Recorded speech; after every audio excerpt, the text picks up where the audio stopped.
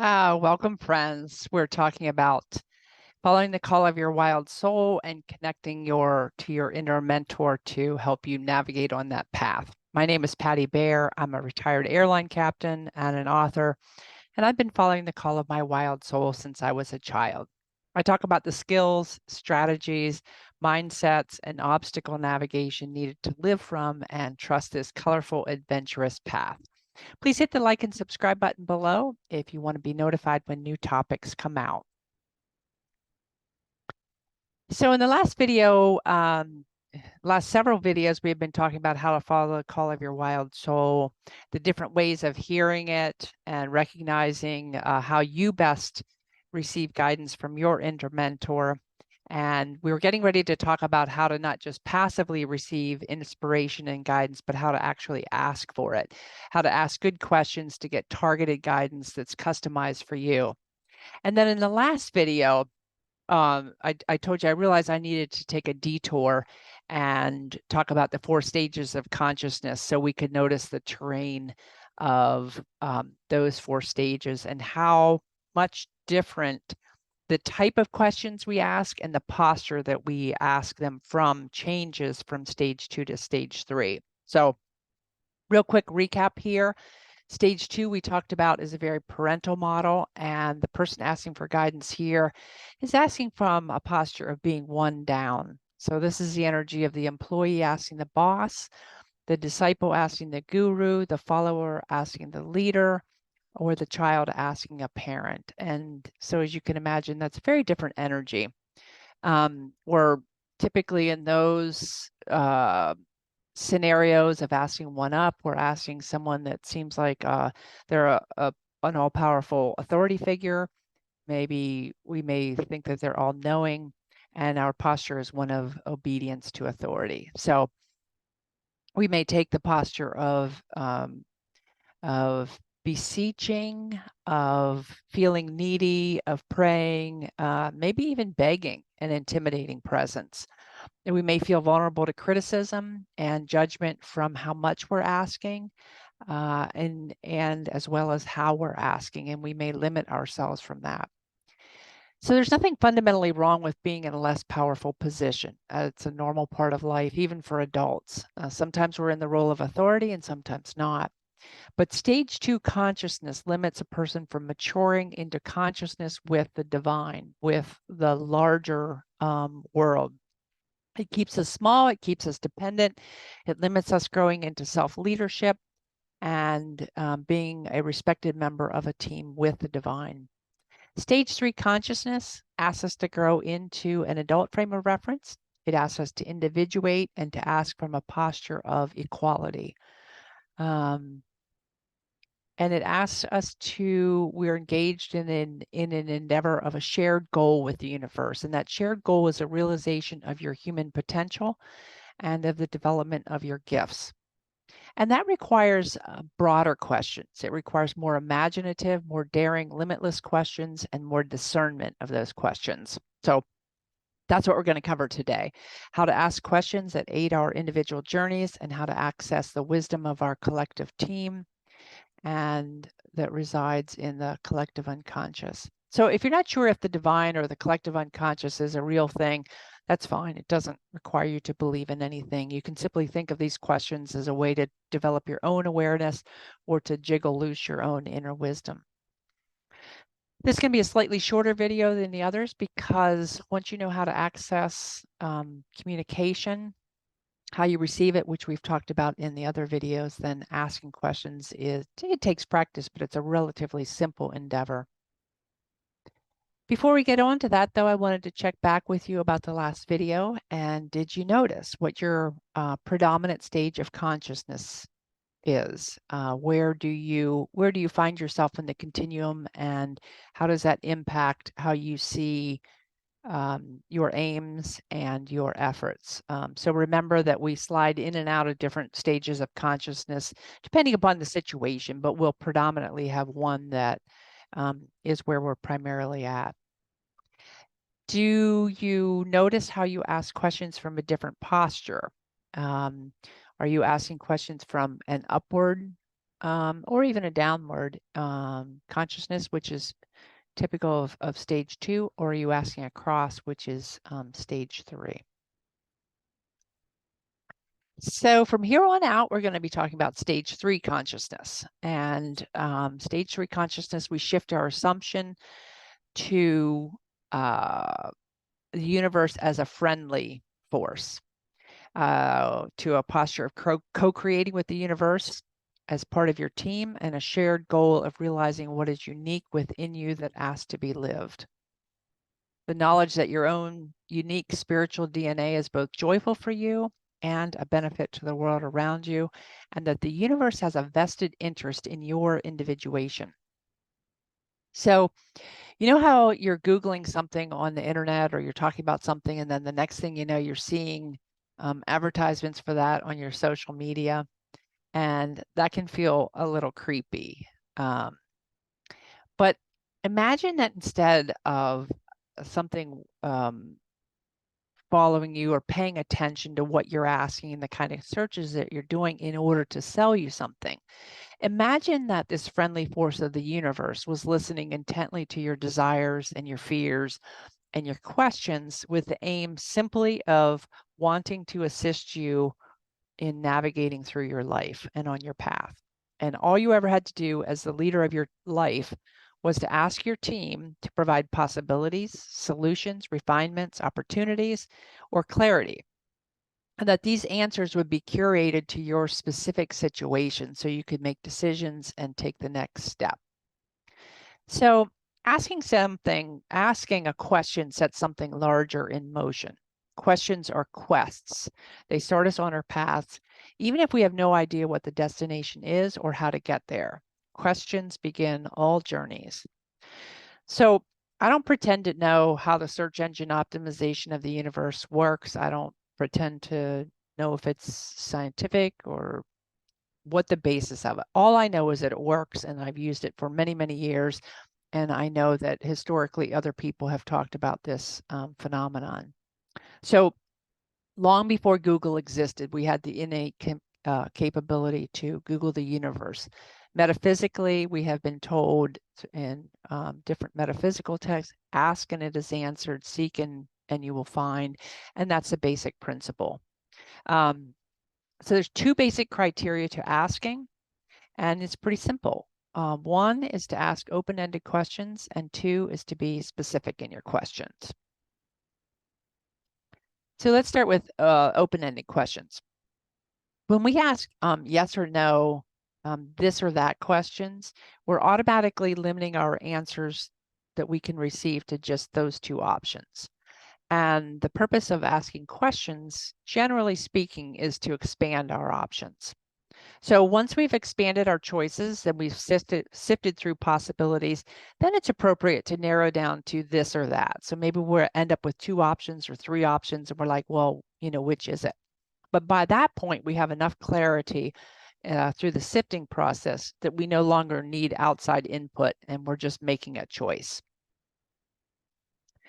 But if we had asked closed-end questions too early in the process, what happens is that we foreclose the whole reason for collaborating with the universe, which is to access a broader array of possibilities that we don't normally have access to. So we may never have encountered them. We may not even be aware that it exists, and we are accessing a much, much larger consciousness. That is the purpose of asking these kind of questions. Open-ended questions are great for setting something in motion when we have no idea how to target our questions. And we may have no idea how to target our questions because we don't yet have enough information. We don't know what we want. We don't know what is possible. And we just don't have enough information to ask more specific questions. We may not know what we want, and we may not know what we don't know. So open-ended questions start the ball rolling. They set something in motion, and they lead to intermediate answers that invite more questions in a process of refinement. So open-ended questions sound something like this. How can I get a job that I like better? Pretty open-ended, right? It's not, it doesn't close it down. It doesn't, you don't end up with two options. Another example, something doesn't feel right in the situation, but I can't quite put my finger on it. What am I uncomfortable about? And that is an open-ended question that asks us to look a little closer. It identifies something, but we're not sure what. Third example, how can I pay for an education? So you can see that this is wide open. So when we ask wide open questions like that, we're going to receive answers that are general. General questions get general answers. And what we want to do is a process of becoming more and more specific. So as we ask general questions, we get general answers that will provide more clarity, and then we want to become more and more specific. That's the invitation. So in our previous example, the person who began by asking, how can I get a job that I like better? Broad question. This person might get answers, their answers might arrive in the form of somebody reaches out to them and says, hey, I have a job opening, would you be interested? A friend may have heard that they're not happy with their job and they may have a different answer. And but none of these choices are at all what the questioner had in mind. And so as they receive their answers, that feedback gives them more information. No, I don't want that. No, I don't want that. No, I don't want that because of this. And even though the answers that they received are not the answer, are not the job that they want, it gives them more information. It gives them more clarity. And that's the point. It drives a discernment process about what the person doesn't want. And that in turn drives a process about what they do want. Helps them to narrow down the field, and it helps them to create more specific criteria. So let's say that as a result of the jobs that they're offered, or these suggestions, these ideas that come from different areas that are a response to the general question that they ask, whether they ask friends or whether they just ask it internally. But let's say from that process, what they realized is better job to me means I want one that pays more than X amount of dollars. I want one that allows me to relocate to a different part of the country, and it's in this particular industry. So now it's more specific. And then their next question to the universe might be, can you connect me with someone in this industry who might be able to provide more information or connections? That is the quest. That's the query that's put out there. Can you help me with this? And then lo and behold, at a backyard barbecue, their daughter's new boyfriend, they learned that their daughter's new boyfriend's mom is working in this industry. And the boyfriend's mom doesn't have any viable connections to offer, but she does provide more information, and that helps to narrow down the type of work this person might be interested in. So that sets off a series of even more specific questions. And you want to think about this. So imagine a river, and you have a wide river, and let's say it goes through a narrow canyon. And as that river goes through a narrow canyon, what happens to the velocity of that river, the water, and the force of that water? It becomes faster, right? And it becomes more powerful. And the same thing happens with questions. As you ask questions, you increase the volume of that energy, of that water, and then as you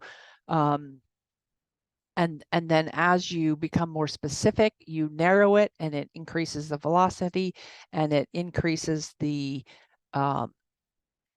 force of it. So think of it that way. It picks up velocity and force. Goethe said, at the moment of commitment, the entire universe conspires with you. And this process of questing, it sets something in motion, and that process of becoming more specific, the increase in your focus and commitment, it causes your aims to pick up velocity, and eventually it becomes an unstoppable force. So others have talked about this process as well, but they've talked about it in different terms. Joseph Campbell, who we talked about in the first video, who said, follow your bliss. And he talked about how doors open where once there were only walls. Same thing. As we ask more questions, more doors open, and doors open as we quest and as we direct ever more targeted questions. So keep questing, keep refining your questions and acting on guidance until doors open, one step at a time. You do not have to know how to do something. You just need to ask general questions that get more powerful as they become more specific and the how comes into focus. So really important to remember, you don't have to know how. You may have to eventually learn how to do something, you may have to eventually learn how to do a skill, but you don't have to know how to get from A to B. You just have to know how to ask a question for the next step on your journey. So when we Google the universe, we don't need a computer to type out our search. All we need to do is ask the question in our mind. And then we need to do one more thing. We need to make space for the answers to arrive in their own time. So if you remember the old saying that a watch pot never boils, it's kind of that concept. You want to ask a thoughtful question. You want to ask the best question you can ask at the time. And then you don't need to keep asking. You don't need to figure it out. You don't need to say it louder. Just go for a walk, work on your to-do list, sing a song, but just let it go. And the answers will arrive usually when you're doing something else. So the answer is likely to pop into your awareness when you have an empty mind. I don't know why this is, but this is the way it most often happens in my experience, and it may be the same concept as a cluttered room. You have to clear out the clutter to make room for new things. Maybe we have to clear out our old ways of assuming something had to be done. Maybe we have to make a space for a new understanding. I don't know, but typically it happens when you're not paying attention to what's the answer to that? What's the answer to that? I need an answer. It comes when you have an empty mind, when you've forgotten a question, when you're absorbed in something else. So the reason I bring this up is that because it happens when we're not expecting it,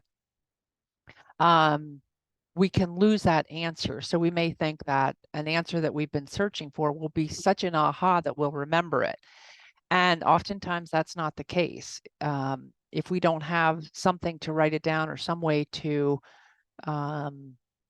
record that answer, it can easily be forgotten. So you want to be able to harvest the answers you've seeded with your questions. So carry a small notebook or get in the habit of, if you have your phone with you, you can jot down something to remind you of what that answer was, just the outline of it.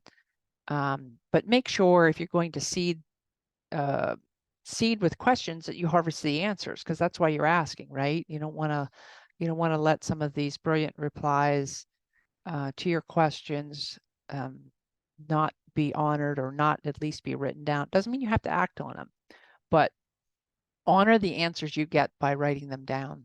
So that's pretty much it. The better the question, the better the answer. A general question leads to a general answer. Typically, a more specific question leads to a more specific answer, and you want to keep refining that process until you get to the heart of your quest. It is a simple practice, but it does take, it's a simple process, but it does take practice. Excuse me.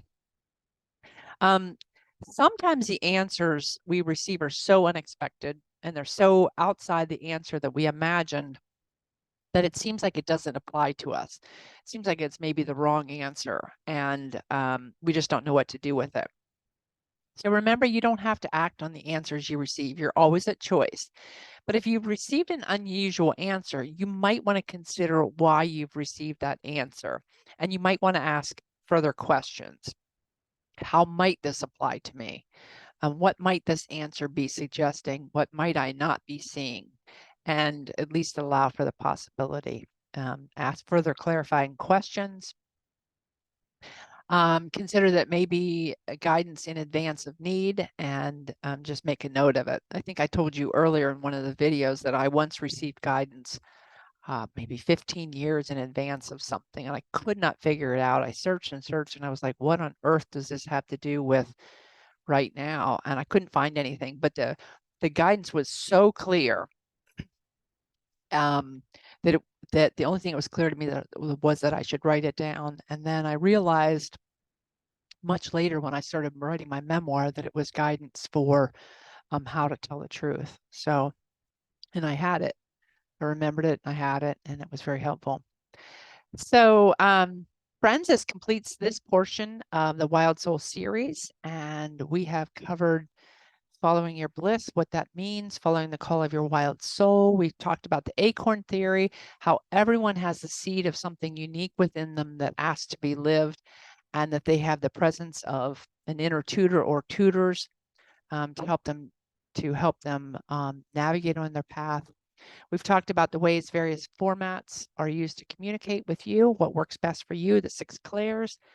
And then we talked about the role of synchronicities, dreams, blocks, and delays as navigational aids.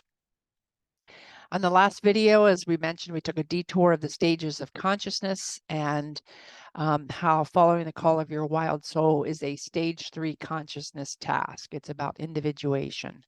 And I've used this stages of consciousness, just the orientation of that has been helpful in a lot of different areas, but certainly in asking questions. And then finally, we've just talked about how to Google the universe, ask good questions, and get customized answers for your unique path.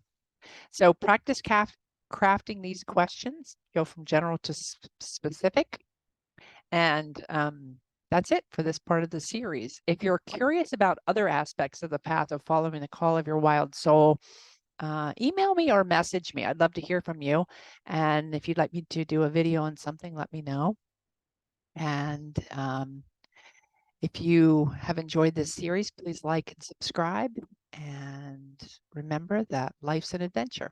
Live it.